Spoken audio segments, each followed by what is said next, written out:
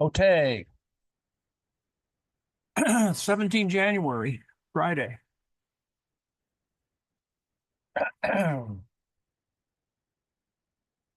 This and that, more this and that. Operaismo is kind of post-war Italian workers. I guess you would say it's a movement.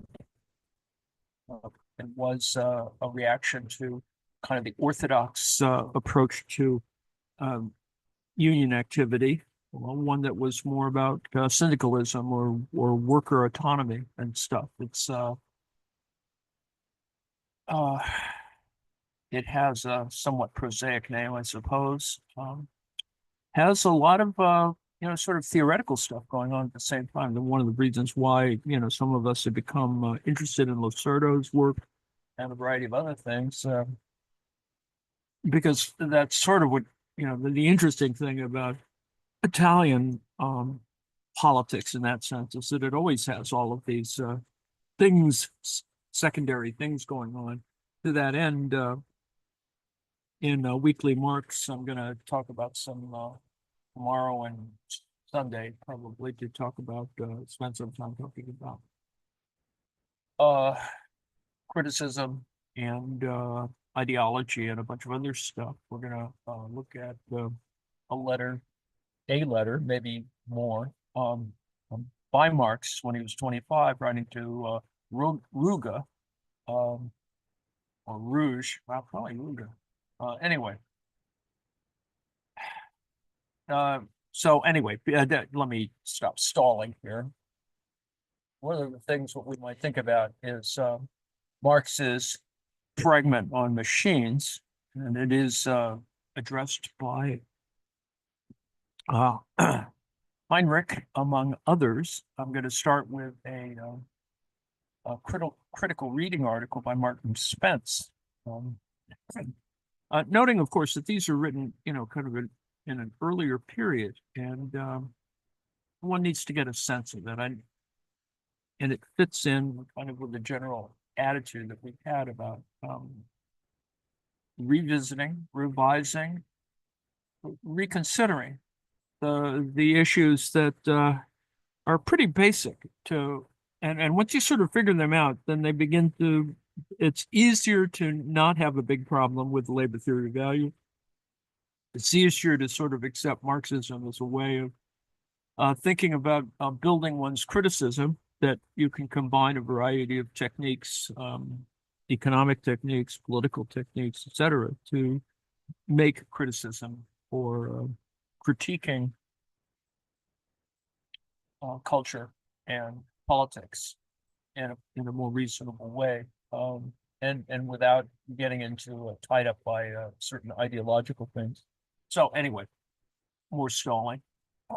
Marx's fragment on machines is sometimes held up as creative departure from orthodoxy and a prescient harbinger of a knowledge economy, in particular the concept of general intellect, which appears uniquely in the fragment on machines, is celebrated as a key theoretical innovation. This article presents a close reading and critical interpretation of the text of the fragment, that is the fragment on machines, to argue firstly that its primary theme is not general intellect, but fixed capital.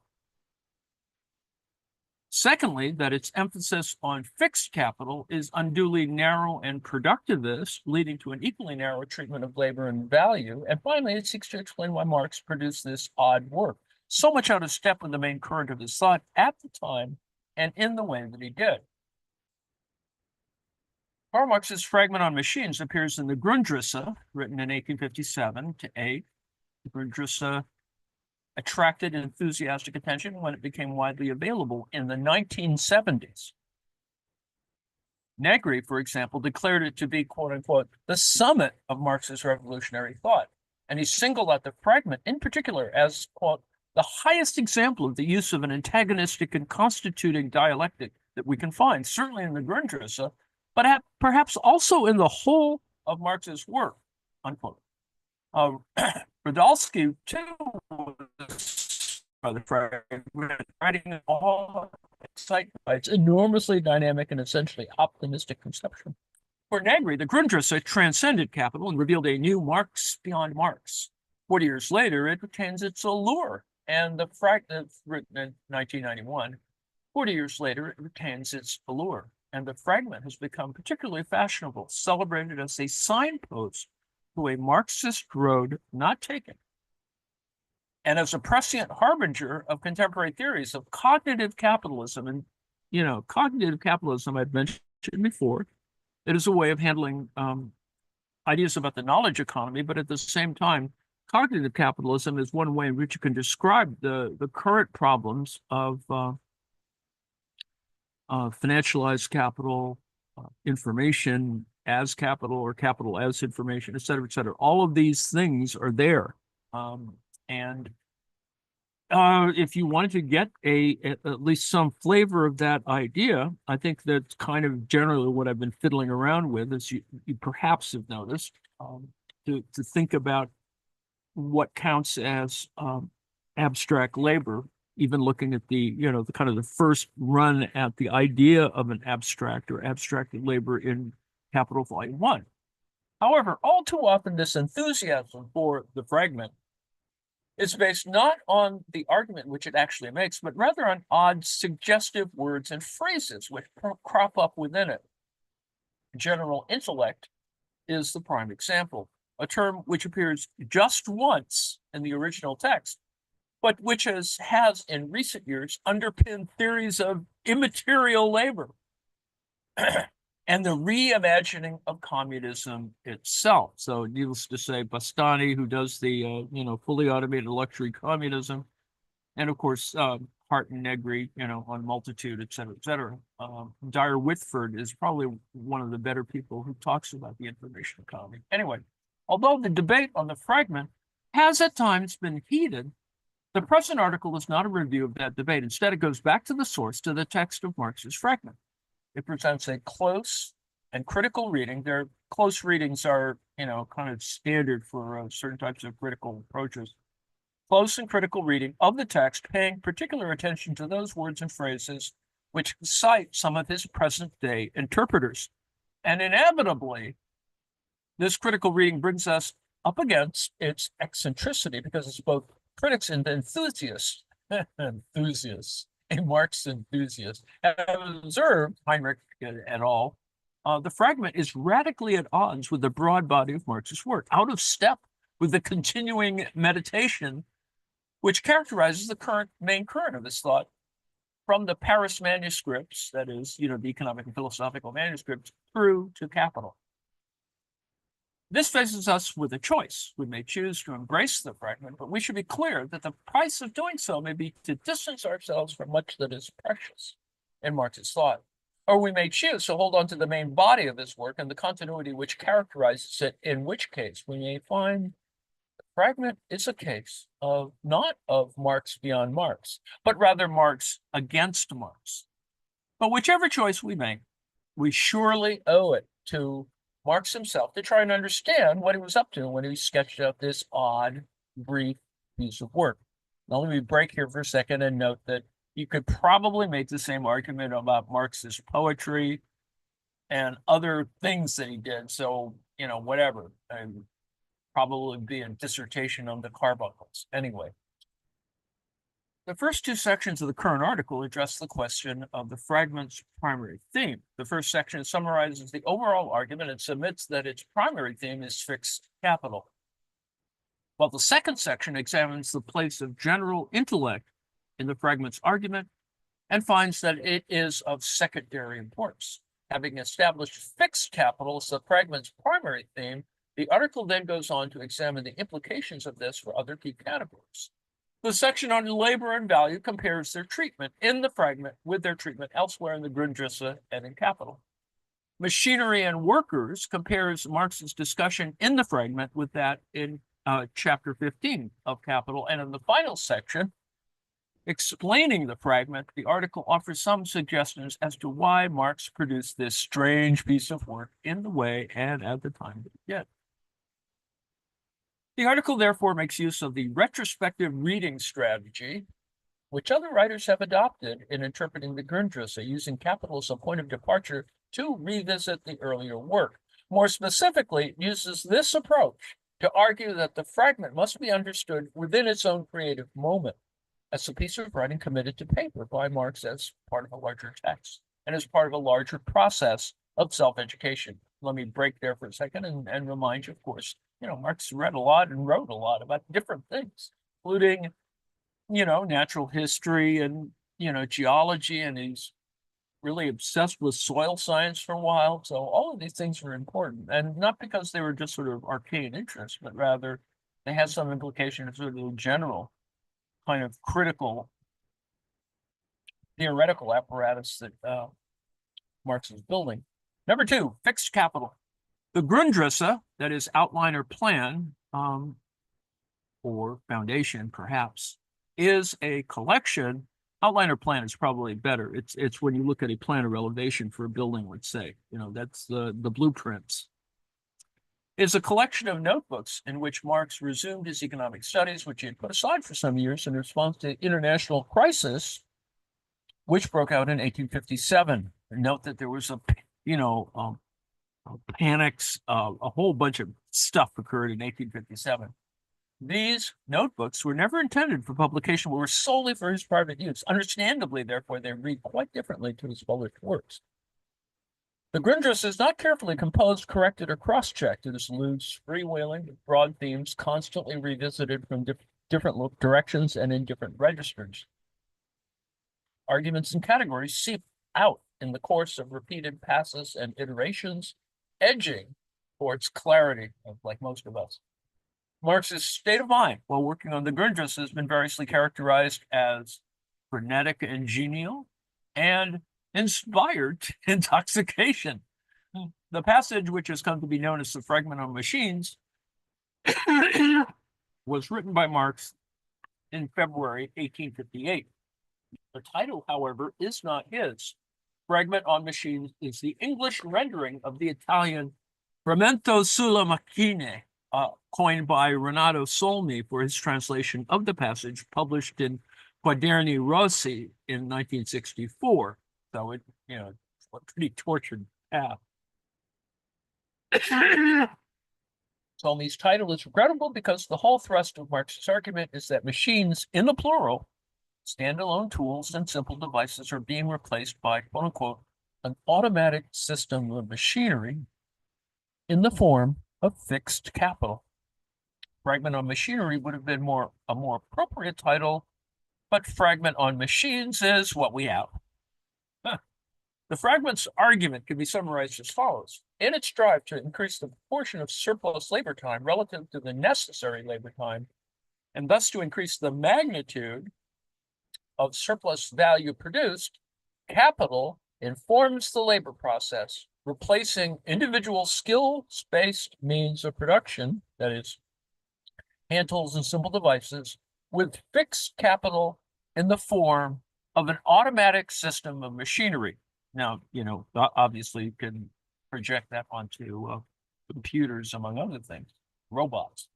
It is in the production of fixed capital that capital posits itself as end in itself and appears active as capital to a higher power than it does in the production of circulating capital. Marx is, of course, talking here about a moment in capital's development to which he would return repeatedly in later years, the moment when absolute surplus gives way to relative surplus, when the formal subsumption of labor is replaced by its real subsumption. But these terms do not appear in the fragment. The fragment argues that faced with a mass of fixed capital, the individual worker ceases to be an active agent in production and steps to the side to become merely a watchman and regulator. The driving force in production comes instead from fixed capital itself by virtue of its absorption of the skills of living labor, of the general productive forces of the social brain, and of general scientific labor, technological application of natural sciences. Let me break there for a second and remind you that, this is the way AI will be framed. It is already, but artificial intelligence does have that framing issue. But this is ultimately self-defeating because Capital itself is the moving contradiction, and that it presses to reduce labor time to a minimum, while it posits labor time on the other side as the sole measure and source of wealth. On the one side, it calls to life all the powers of science and of nature to make the creation of wealth independent, relatively independent, of the labor time employed on it. On the other side, it wants to use labor time as the measuring rod for the giant social forces thereby created. In other words, although fixed capital may temporarily increase the magnitude of surplus value through its absorption of workers' skills and of scientific and technical knowledge, it can only achieve this by undermining the significance of labor time as such, which in turn undermines the measurement of value, without which capital cannot survive. In other words, you can build this large language model, but, to one end, ultimately. The understanding of labor and value, which animates the fragment, is therefore quite different from that set out in Capital and from that which appears elsewhere in the Grundrisse. Labor in the fragment is emphatically concrete, human effort expended on physical production, and value follows suit. Value in the fragment arises entirely from the act of production as a property of goods produced by concrete labor under capitalist conditions. Now, these issues are discussed more in detail in section 4 below. We're in section 2. The essential point for present purposes is that the fragment envisages a final crisis of value arising from a double imbalance within the domain of physical production. Firstly, there is an imbalance between the great mass of fixed capital and the shrunken remnant of labor time. And simultaneously, within that shrunken remnant of labor time, there is an imbalance between a narrow sliver of necessary labor time and an overweening bulk of surplus labor time. The fragment argues that this creates the conditions for surplus labor time to be reimagined as disposable labor time or free time, free quote-unquote time. The more this contradiction develops, the more it does become evident that the growth of the forces of production can no longer be bound up with the appropriation of alien labor, but that the mass of workers must themselves appropriate their own surplus labor. The primary theme of the fragment is therefore fixed capital, an interconnected apparatus of productive machinery turning out more and more surplus value represented by more and more physical goods. Although the fragment also refers to circulating capital, it does so in order to stress its separation from fixed capital. Back to Marx. Well, up to now, fixed capital and circulating capital appeared merely as different passing aspects of capital. They've now hardened into two particular modes of its existence. And it is fixed capital which is the most adequate form of capital as such, by virtue of its absorption of the practical skills of living labor and of the scientific knowledge of society as a whole, enabling it to posit itself as a direct source of value. That's what AI is doing. But as we have seen, Marx argued that by doing so, fixed capital undermines labor time, which is the real source of value, and thus brings about its own demise as capital. In making this argument, Marx showed little interest in the nature of the goods produced by fixed capital, or in their exchange as commodities, or in the realization of the value represented by them. He focused instead on the fact of physical production. This one-sided productivism, which pervades the fragment, is entirely out of step with Marx's wider body of work, including much of the rest of the Grundrisse. For example, in its introduction, he was very clear that production is just one part of a wider whole. The conclusion we reach is not that production, distribution, exchange, and consumption are identical, but that they all form the members of a totality, distinctions within a unity. Finally, given the centrality of fixed capital in the fragment, it's important to appreciate that in later years, Marx came to regard it as an inadequate, merely formal conception. In the first volume of Capital, he wrote, "I must here remind the reader that the categories variable and constant capital were first used by me.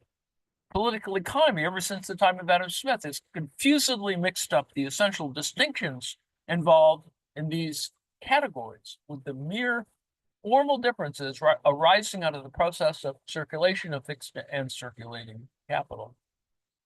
This is what let me break here and mention, this was the difference I was trying to make between fixed and circulating capital, and variable and constant capital, because they do appear to be identical, but there is slippage between the two.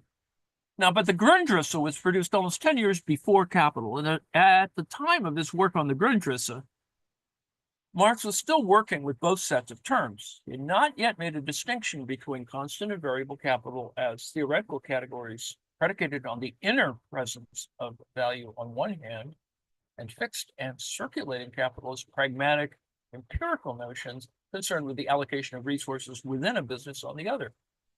Hence, fixed capital status as the fragment's primary theme. Number 3, general intellect. One of the defining features of fixed capital in the fragment is its absorption both of practical skills and of scientific and technical knowledge.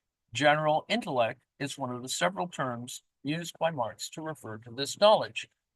That is, as Marx says, the general productive forces of the social brain, the technological application of science, the tendency of capital to give production a scientific character, the general state of science and the progress of technology, the application of this science to production, general social knowledge, general intellect. Science and knowledge are referred to repeatedly in the fragment, but Marx is interested in them only insofar as they're absorbed into and contribute to fixed capital. The accumulation of knowledge and of skill of the general productive forces of the social brain is thus absorbed into capital as opposed to labor, and hence appears as an attribute of capital, and more specifically of fixed capital, insofar as it enters into the production process as a means of production proper. In other words, fixed capital absorbs knowledge not in order to produce more knowledge, but in order to produce an ever greater quantity of physical goods as the bearer of a greater, ever greater magnitude of surplus value. For example, computer numerical controlled machines. However, for many years, some writers have insisted that general intellect is the fragment's primary concern. They claim that the fragment places general intellect center stage as a new and transformative force of production looking ahead to a post-industrial, post-capitalist knowledge-based society. Thus, for Dyer Whitford, the vision laid out in the fragment is eminently recognizable as a portrait of what is now commonly termed an information society or knowledge economy. For Versolone, the fragment announces a new stage of development in the division of labor. It is here that Marx speaks of the general intellect in order to characterize the impact of this change on the division of labor and on technical progress. In Virnow's view, the fragment argues that abstract knowledge, primarily, but not only scientific knowledge, is in the process of becoming nothing less than the main force of production and will soon relegate the repetitions and segmented assembly of the production line to a residual position. And according to Mason, the fragment claims that knowledge becomes a productive force in its own right. So there's a kind of overstating of all of this. All right, back to Spence. These writers take different positions in other respects, but on this particular topic, on the significance of general intellect in the fragment on machines, their positions are actually similar. After allowing for some exaggeration, such as Virnow's assertion that the fragment anticipated the demise of the assembly line, despite being written decades before Fordism, their argument boils down to two essential points.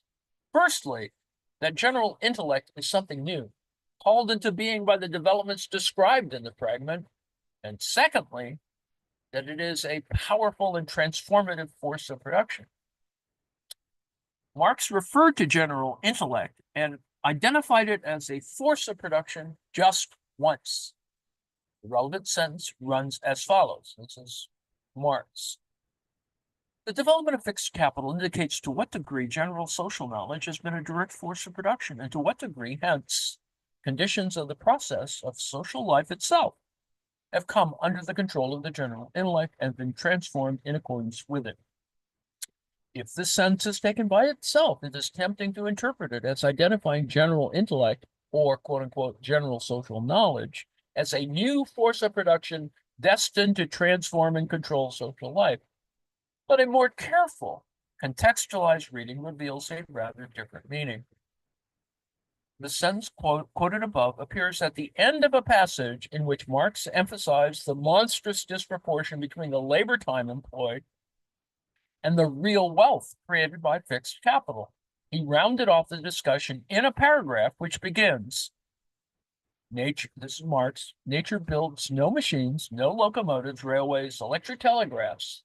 These are products of human industry, natural material transformed into organs of the human will over nature or of human participation in nature. They are organs of the human brain created by the human hand, the power of knowledge objectified. This is followed by the sentence which you've already quoted. The development of fixed capital indicates, et cetera, et cetera. The overall train of thought is therefore, number one, machines are products of human ingenuity and skill. Number two, through machines, human knowledge has already been applied to the transformation and control of nature. Number three, through fixed capital, human knowledge may transform and control the process of social life itself. Number four, the development of fixed capital reveals the degree to which this is actually happening. Marx was clearly saying that something new is going on, that there is a historical shift from an extrinsic transformation of the natural world to a reflexive transformation of the human world. And he was saying that a new factor is present which makes this shift possible. But the new factor is not general intellect. General intellect as such is a constant. Every human society has its particular general intellect, its own characteristic body of general social knowledge. The new factor is fixed capital, an unprecedented apparatus of machinery which absorbs and mobilizes human knowledge and skill in ways which no previous technology was able to do. Once more, therefore, the fragment's emphasis is upon fixed capital. General intellect only matters by virtue of and to the degree that it has been absorbed into the body of fixed capital. However, this reading tends to contradict the fragment's clear identification of general intellect as a direct force of production. How can a category which is merely secondary also hold the status of a force of production? In fact, there is no contradiction once we understand that what Marx meant by the terms force of production and productive force in the fragment and the Grundrisse. Our understanding of these terms draws on a century and a half of theorizing, as a result of which force of production or productive force has become for us a significant and high-level theoretical category, high level in the sense that it is predicated upon and is understood to articulate the relations between other key categories, namely instruments of production, raw materials, and labor power. So when we come across a reference in the fragment which identifies general intellect as a direct force of production, this suggests to us that it is marking general intellect as enormously important as a new articulation of production as such. But this is not what Marx meant by the term when he was writing in the 1850s. He referred to productive forces several times in the fragment. That is, the following: the increase in the productive forces of labor is the necessary tendency of capital. The productive force of society is measured in fixed capital. Science, too, is one of those productive forces. The general productive force arising from social combination, large industries' productive forces. Real economy, saving, consists of the saving of labor time, but this saving is identical with the development of the productive force. So those are all examples. In these examples, Marx used the term productive force in a variety of ways as an aspect of a productive factor, as an acknowledgement of the contribution of a productive factor, and as a reference to the pressure or intensity of production as such. And beyond the fragment, elsewhere in the Grundrisse, we find yet even more variations. In the introduction, Marx referred to the dialectic of the concepts productive force, that is means of production, and relation of production, which offers quote unquote productive force as a synonym for means of production. And elsewhere he wrote, thus the more developed capital already is, the more terribly it must develop the productive force, which again uses the term as a marker for overall productive intensity. The fact is that in the fragment, and more widely in the Grundrisse, Marx's use of the terms force of production and productive force was decidedly loose. Gee. He used them not with analytic rigor, but rather for rhetorical effect to emphasize the scale or power or significance or speed or intensity of the matter under discussion, whether it be labor or science or social combination or industry or capital itself. The fragment's identification of general intellect as a direct force in production is therefore entirely compatible with its secondary status vis-a-vis fixed capital. It is an acknowledgement that general intellect matters, but the broader context beyond this single sentence makes clear that it matters because of its absorption by fixed capital. Software means nothing unless it's actually got, and or gates and a bunch of other things going on. Labor and value. Number 4, according to the fragment, by progressively increasing the mass of interconnected machinery, fixed capital increases the ratio of surplus labor time to necessary labor time, and thus holds out the promise of ever increasing surplus value. And by the same token, it undermines value as such. The argument is superficially compelling, but nevertheless misleading because it works with a flawed conception of value. It roots value entirely within the domain of physical production, as if it were a property of each individual object produced under capitalist conditions, measured by the concrete quantifiable labor time invested in it. Note, of course, this is a productivist idea and is counter to what we've been looking at before, that you can't be totally productivist about it. It is, in fact, it's transformative. It kind of transitively, it transforms as it moves into exchange and hence distribution and consumption. This productivist notion of value is out of step in the understanding of value evident elsewhere in the Grundrisse and in the contribution to the critique of political economy, which Marx wrote just a few months later. But our primary form of reference, if we wish to grasp his considered conception of value, must be capital, in which Marx stressed the primacy of the commodity form and exchange value and the inseparability of exchange value from abstract labor. So what I just said. At the heart of capitalist critique is the double character of capitalist products and the double character of the labor that produces such products. Goods produced under capitalist conditions are both use values and commodities, and the labor that produces them is both concrete and abstract. It is concrete insofar as it produces an object with practical utility, and is abstract insofar as that same object is also a commodity of value, seeking exchange with other commodities and values. That's the whole deal right there in that one sentence. Value is conventionally described as having been produced or created by labor, but to use the language of production with reference to value, as opposed to the goods by which value is represented, is to invite the mistake that the fragment makes. It implies that value is a substance or property of each individual product acquired in the moment of production and retained thereafter. But value is not a substance created by an act of production. It is a relation posited by it in order to seek its own realization through an act of exchange. This idea of realized relations is the whole business of, thinking about sublation and a bunch of other stuff. If realization fails to occur, then the posited value ceases to be. It is canceled or liquidated, and loss or bankruptcy or crisis is the consequence. It follows that value presupposes not just capitalist production and wage labor, but a world of commodities, a broad array of social institutions and practices through which the values represented by the goods seek exchange with other values. The general value form, which represents all products of labor as mere congealations of undifferentiated human labor, shows by its very structure that it is the social resume of the world of commodities. Value arises not from production alone, but from the totality of production, exchange, and realization. And its presence signals the presence of undifferentiated or abstract labor. Abstract labor is labor's social form. Social because capital's sociality lies not in production, but in exchange. Where concrete labor is tied to the moment of production, to time and place and product, abstract labor is out communing in the marketplace. And yet this has nothing to do with the rich possibilities of human sociality, which encounters between friend and friend, parent and child, teacher and pupil, or lover and lover. Abstract labor belongs solely to the encounter between buyer and seller, social only in the miserable sense that an exchange of commodities implies an encounter between their owners. It represents the fetishized, alienated sociality of a society in which the social relations of individuals appear in the perverted form of a social relation between things.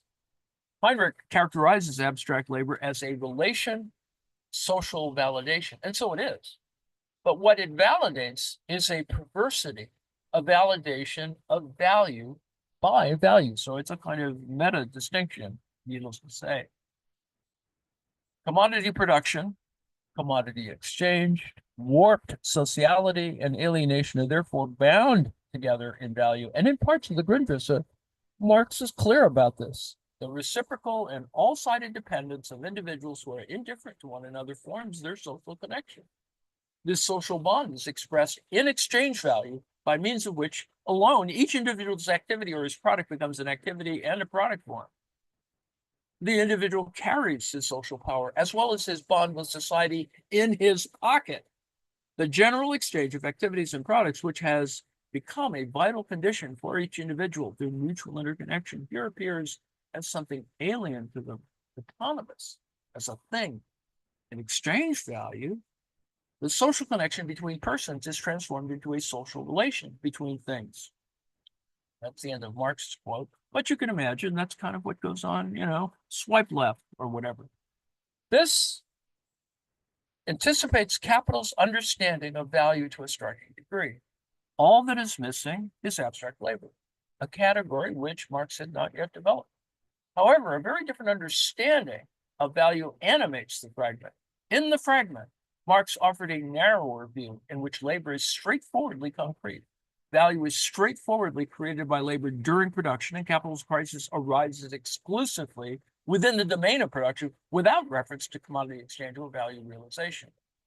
Hence, Section 5, machinery and workers. At another level, the fragment's emphasis on capital's productive materiality, that is, on fixed capital, physical production, concrete labor, presents a paradox. Despite its relentless focus on the material fact of production, the fragment contains no discussion of any practical manifestation of this materiality in the form of some particular machinery, factory, or industry. And it makes no reference to the distinction between individual capitals and capital in general. The fragment presents a vision of capital as an abstract, singular, unitary social power. The emphasis on capital in general is, to be fair, a feature of the Grundrisse more generally. Rudolsky lays great stress on the Grundrisse's primary concern with capital in general. In summarizing the content of the rough draft, that is his term for the Grundrisse, he says, the rough draft is basically confined to the analysis of capital in general, and thus consciously disregards many problems which were not dealt with thoroughly until capital itself, capital itself. This goes some way to explain Negri's immediate enthusiasm for the Grundrisse in the 1970s. In his view, it adopted a perspective in which capital is immediately social capital. He found this perspective highly congenial given his own background in Operaismo, which attuned him to a vision of capitalism as a social factory and to a vision of diverse anti-capitalist resistance.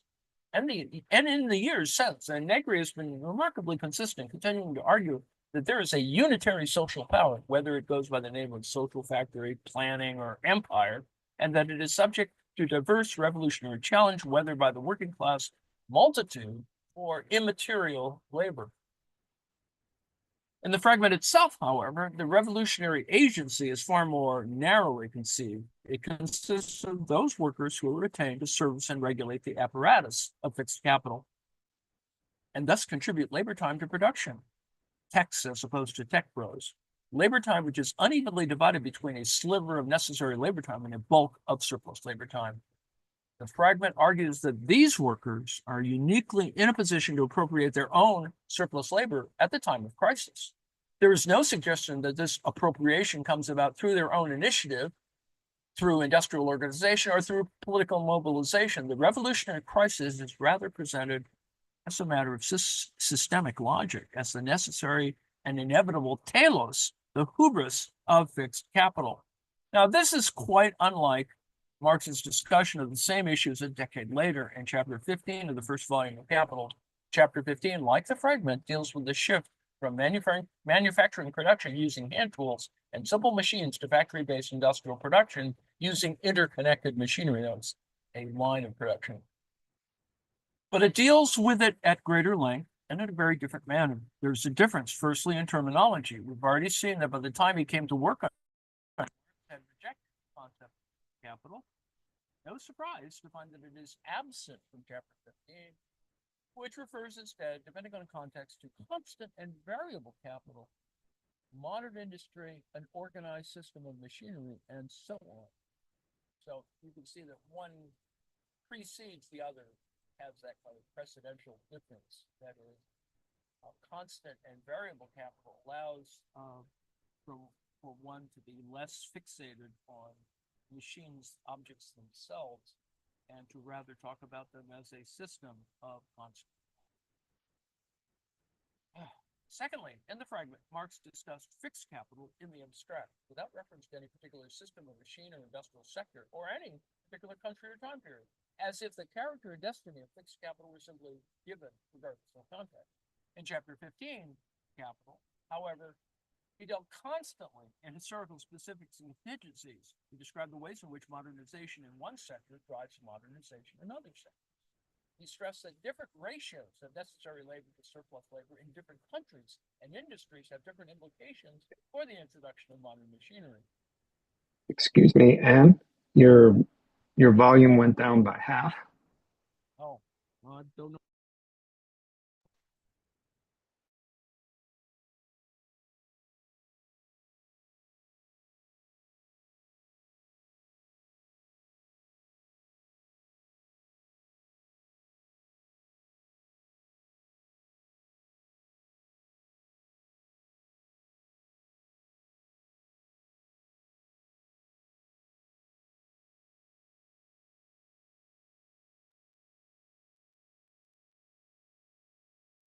Yeah, That's better. don't know what happened. Maybe too much yammering, maybe just too much yammering. Anyway, he stressed that different ratios of necessary labor to surplus labor in different countries and industries have different implications for the introduction of modern machinery, and he described how external events such as legislation or war may stimulate investment in new machinery. Chapter 15 is a detailed historical analysis of the introduction of modern machinery in certain named industries, mainly in England, up to the 1860s. Compared to it, the fragment is a brief, abstract, ahistorical sketch. Thirdly, insofar as workers appear in the fragment, they are represented as subordinate to the logic of fixed capital. They're de-skilled and marginalized when fixed capital grows, and liberated when it implodes. But nowhere is there any sense of the working class as a continuous living presence with its own experiences and practices. In chapter 15, however, there is such a presence. Like the fragment, it discusses de-skilling and marginalization, but in doing so reveals distinctions within the working class to which the fragment is blind. For example, chapter 15 describes how the introduction of modern machinery in England changed the age and gender balance of the workforce by expelling skilled male workers and bringing in women and children. And it discusses the consequences of this for working class organization and family life. Marx looked forward in chapter 15 to a coming era of working class power, but instead of posing this simply as the fulfillment of a logical necessity, he envisaged a political process, building upon and pushing beyond the limited achievements of the factory acts, which were incredibly important in terms of, time at work, etc. And he argued that working class experience under capitalism was equipping it with new capacities in such areas as education. This comparison between the fragment and chapter 15 is, of course, unbalanced. The fragment is a short passage never intended for publication, while chapter 15 is a long chapter in Marx's most important published work. But the comparison is nevertheless valid. Firstly, because it confirms Marx's enduring interest in technological change and modern machinery, establishing that the fragment was neither his only word nor his last word on this theme. And secondly, because chapter 15 gives us a point of reference, which reveals the fragment as a brief exercise in abstract speculation. Number 6, explaining the fragment. What then was Marx trying to achieve when he wrote the fragment in February 1858? Why this abstract speculation on fixed capital, which ignored actually existing machinery in specific industries, ignored the distinction between individual capitals and capital in general, and ignored exchange and realization in its discussion of labor and value? The only way to answer such a question is to view the fragment in its context, in respect of its textual context within the Grundrisse. And we've already seen that the fragment follows a passage dealing with the relation between fixed and circulating capital. Its focus on fixed capital is therefore a continuation of an existing train of Marxist thought. Secondly, and more significantly, the fragment and the Grundrisse as a whole was written during the international economic crisis of 1857-8. The Grundrisse marked Marx's resumption of economic studies prompted by the crisis, but he was also responding to it in other ways. Throughout 1857 and 58, he was writing articles about the crisis for the New York Daily Tribune and discussing it constantly in letters to friends and colleagues such as Engels and Lassalle. In these articles and letters, Marx's view of the crisis was clear. He referred to it as a commercial crisis of trade, money, and debt, which became increasingly political as it provoked panic-stricken interventions by governments and banks. And he hoped and believed that it might provide the trigger for a revolutionary outbreak, above all in France, with its national revolutionary tradition. In February 1858, the crisis was still unresolved, and Marx was still optimistic about its revolutionary potential. In a letter to Engels on 22 February, after his usual complaints about poor health, yes, those carbuncles, and lack of money, he went on. Fortunately, events in the outside world offer a good deal of solace just now. Taken all in all, this crisis has been burrowing away like the good old mole it is. And yet, February 1858 was also when he wrote the fragment in which he sketched out a theory of crisis, which bore no relation to his understanding of the real-world crisis through which he was living. In his articles, he wrote of the collapse of trade, unsold goods, failing banks, and factory layoffs, while in the fragment, he wrote of a crisis of value arising solely from the internal contradictions of fixed capital. Now, how to explain this paradox? How could Marx have been committed simultaneously to two such incompatible understandings of capitalist crisis? In fact, the paradox only appears if we assume equal status and equivalent intention between the articles on the one hand and the fragment on the other. And once we remove the assumption, the paradox dissolves. Marx's articles in the New York Daily Tribune represented views to which he committed himself publicly, whose starting point was a real-world event, an international crisis, which demanded analysis and explanation. The crisis was an undeniable fact that challenged us to reveal its hidden causes and consequences. Now, the fragment, on the other hand, was a private intellectual exercise undertaken as part of Marx's self-education in economic theory. By this point in his studies, he was interrogating the concepts of fixed and circulating capital, which he still regarded as a useful and robust theoretical categories. In the fragment, he honed in on fixed capital to conduct a thought experiment. You may not associate Marx with thought experiments, but this was a game he had played before. Elsewhere in the Grundrisse, he worked through a what-if exercise on non-capitalist accumulation. Posit that no capitalist exists at all, but that the independent and mutually exchanging workers work more than necessary to live because they want to accumulate, too, also. In the fragment, the purpose of the thought experiment was to explore fixed capital's internal logic and to push that logic to the limits of its compatibility with value-based production. This aim was pursued in terms broadly analogous to an experiment in natural science in the sense that it deliberately controlled or held at bay complicating factors, the better to focus upon the primary object of interest, ceteris paribus, whatever. In order to concentrate on the concept of fixed capital, Marx put aside factual or historical questions of industrial or technological development, put aside the distinction between individual capitals and capital in general, and put aside considerations of commodity exchange. And he framed his thoughts on labor and value in the light of this concentrated focus on fixed capital and concrete production.